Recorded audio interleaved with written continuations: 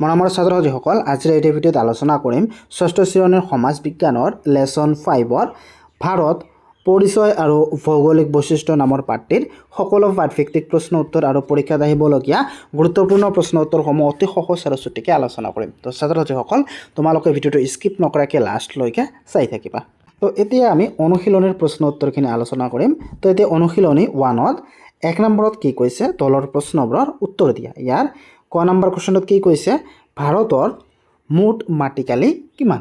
তো ইয়াৰ উত্তৰত তোমালোকে লিখিবা, ভাৰতৰ মুঠ মাটিকালি 32,87,782 বৰ্গ কিলোমিটাৰ। তো তোমালোকে সংখ্যাকেইটা মনত ৰাখিবা, 328782 অৰ্থাৎ 32,87,782 বৰ্গ কিলোমিটাৰ।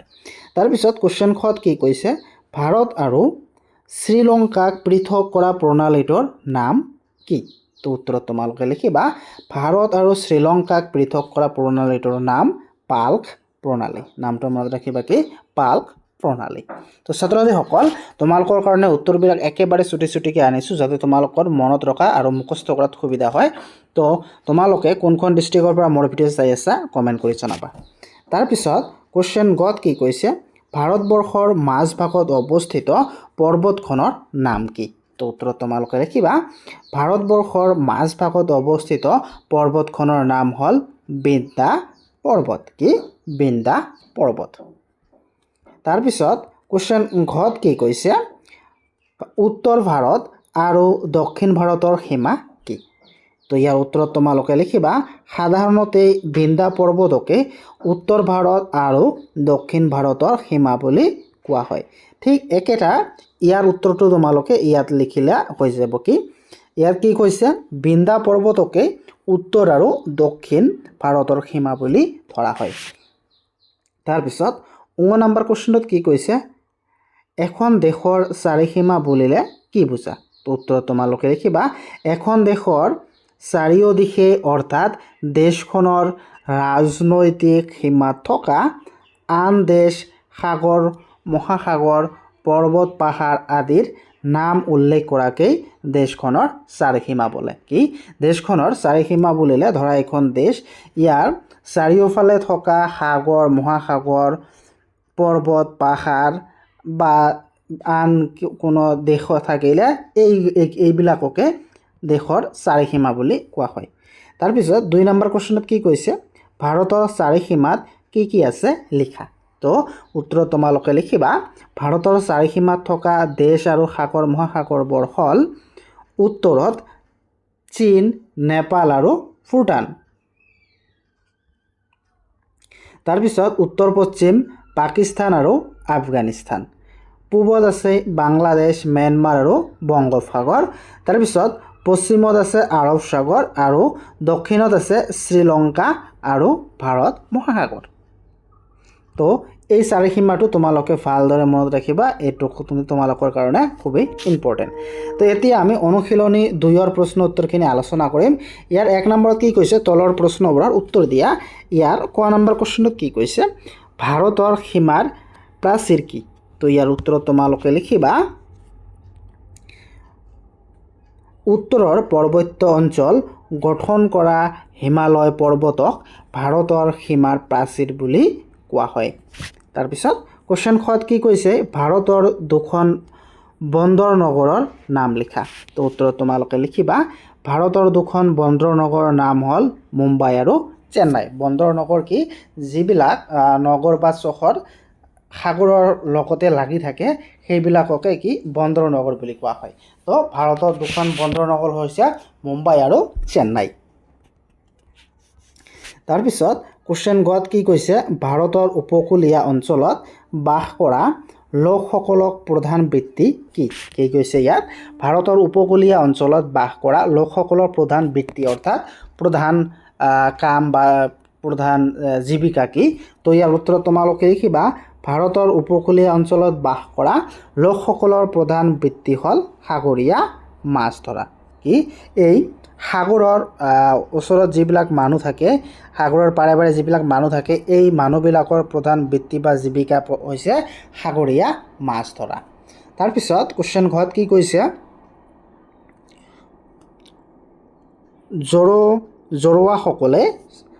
জৰুৱাসকলে ক'ত বাস কৰে? তো উত্তৰত তোমালোকে লিখিবা জৰুৱাসকলে আন্দামান নিকোবাৰ দ্বীপপুঞ্জত বাস কৰে। জৰুৱাসকল ক'ত বাস কৰে? আন্দামান নিকোবাৰত বাস কৰে। তাৰপিছত 2 নম্বৰত কি কৈছে?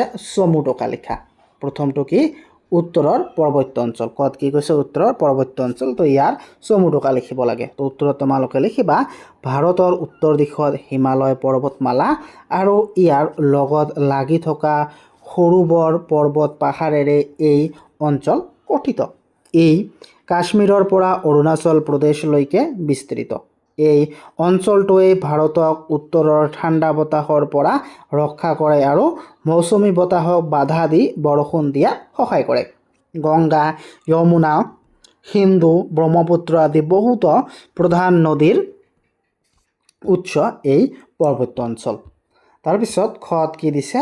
উত্তৰৰ সমভূমি অঞ্চল। তো ইয়াৰ উত্তৰত তোমালোকে লিখিবা হিমালয় পাদদেশ আৰু দক্ষিণাত্য মালভূমিৰ মাজত অৱস্থিত এই বিশাল সমতল অঞ্চলটো সিন্ধু, গংগা, ব্ৰহ্মপুত্ৰ আৰু ইহঁতৰ উপনৈসমূহৰ পলসেৰে গঠিত। এই অঞ্চল অতি সাৰুৱা হোৱাৰ বাবে কৃষিৰ বাবে উপযোগী আৰু ইয়াত জনবসতি অতি ঘন। তাৰপিছত গত দিছে দক্ষিণাত্য মালভূমি অঞ্চল। তো ইয়াৰ তোমালোকে চমুটোকে এনেদৰে লিখিবা গংগাৰ সমভূমিৰ দক্ষিণে থকা এই তিনিকোণীয়া ভূভাগক দক্ষিণাত্য মালভূমি বোলে। এই খনিজ সম্পদত অতি চহকী। নৰ্মদা নদীয়ে ইয়াক দুটা ভাগত ভাগ কৰে। কি? নৰ্মদা নদীয়ে ইয়াক দুটা ভাগত ভাগ কৰিছে। ইয়াৰ কলা মাটি কফা খেতিৰ বাবে বিখ্যাত। তাৰপিছত ঘত কি দিছে? উপকূলীয় নিম্নভূমি অঞ্চল। ভাৰতৰ পূব আৰু পশ্চিম দিশৰ সাগৰৰ পাৰে পাৰে থকা সমতল ভূভাগকে উপকূলীয় নিম্নভূমি অঞ্চল বোলে। পূব উপকূলটো তুলনামূলকভাৱে বহল। এই অঞ্চলত মুম্বাই, চেন্নাই, গোৱা আদি বহুতো গুৰুত্বপূৰ্ণ বন্দৰ নগৰ আছে। তাৰপিছত 3 নম্বৰ কুৱেশ্যনটোত কি কৈছে? হৰপ্পা সভ্যতাৰ সেই সময়ৰ বাসিন্দাসকলে চাফ চিকুণকৈ থকাও বিশেষ গুৰুত্ব দিছিল। ব্যাখ্যা কৰা। তো উত্তৰত লিখিবা হৰপ্পা সভ্যতাৰ নগৰ পৰিকল্পনা দেখিলে সেই সময়ৰ বাসিন্দাসকলে যে চাফ চিকুণতাত বিশেষ গুৰুত্ব দিছিল সেয়া স্পষ্টভাৱে বুজিব পাৰি। তেওঁলোকৰ জল নিষ্কাশন ব্যৱস্থা আছিল অতি উন্নত আৰু সুপৰিকল্পিত। প্ৰত্যেক ঘৰৰ ব্যৱহৃত পানী ওলাই গৈ আলিবাটৰ কাষৰ নালাত ব্যৱস্থা আছিল। এই নলাবোৰ ইটাৰ ঢাকনিৰে ঢাকি থোৱা হৈছিল।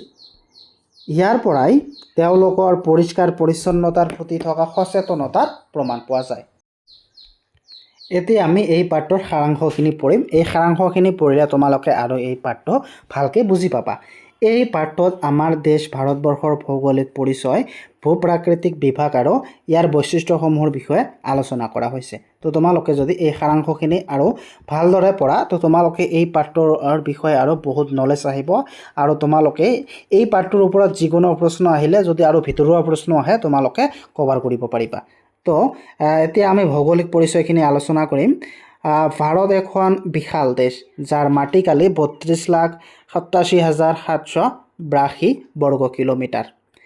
ই উত্তৰ কাশ্মীৰৰ পৰা দক্ষিণে কন্যাকুমাৰীলৈকে প্ৰায় 3,200 কিলোমিটাৰ আৰু পূবে অৰুণাচল প্ৰদেশৰ পৰা পশ্চিমে গুজৰাটলৈকে প্ৰায় 2,900 কিলোমিটাৰ বিস্তৃত। ভাৰত সম্পূৰ্ণৰূপেই উত্তৰ গোলাৰ্ধত অৱস্থিত আৰু কৰ্কটক্ৰান্তি ৰেখা দেশখনৰ প্ৰায় মাজভাগেৰে পাৰ হৈ গৈছে।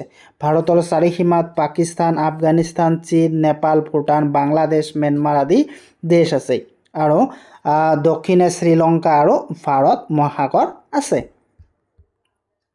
এতিয়া ভূ-প্ৰাকৃতিক বিভাগসমূহ আমি আলোচনা কৰিম। ভাৰতৰ ভূ-প্ৰাকৃতিক মূলত 6টা প্ৰধান ভাগত ভগোৱা হৈছে। 1 নম্বৰটো হৈছে ভাৰতৰ পৰ্বত্য অঞ্চল।